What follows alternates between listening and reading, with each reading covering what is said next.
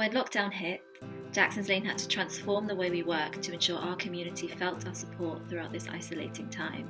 We did this in a myriad of ways. The two projects I run, Christmas Day and Feeling Good, reach people who are isolated, vulnerable and often misunderstood, and gives them a place to be themselves and connect and live and be happy. As the youth coordinator right at the start, I was asked to just phone round the families of all the young people who send their kids to our youth circus just to check in and ask if there was any way we could help. And from that we kind of sourced freezers so that families could store food for longer, and asked what they needed or how best young people could continue engaging. We met with our youth board, who we normally meet with twice a term. We started meeting with them every Friday on Zoom and were asking them what they needed, and from that we managed to fundraise to buy circus equipment for all of our young people, and we cycled around delivering it to their houses.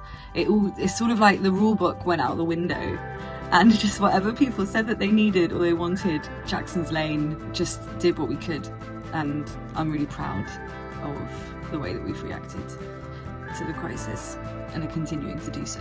Our JL Circus quarantine sessions allowed our young people, and any other young people who wanted to take part free of charge, an opportunity to keep active and practice their circus skills at home using no more than everyday household items. Circus performers not having access to adequate training space during lockdown was a huge setback for the sector. We were happy to continue commissioning circus artists for online shows throughout lockdown, and over summer we were able to provide free space to circus artists who could use our building to train. Lockdown was always going to be a tough time for older people. Isolation and depression never very far from the surface.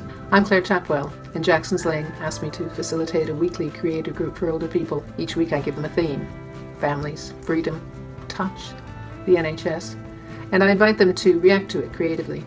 People usually write stories or poems. Sometimes they sing songs. We began in late March and the group has become close. They dig deep, and some stories people tell make others weep. Thumbs up, Jackson's Lane, for this opportunity for 20 people who have come along saying, "I'm just here to listen," and they end up writing their hearts out. We knew it was extremely important to support the small businesses in our local community throughout lockdown.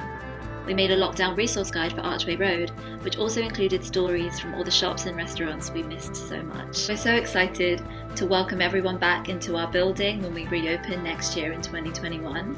But until then, we'll work hard to continue bringing creativity and connection to our local community.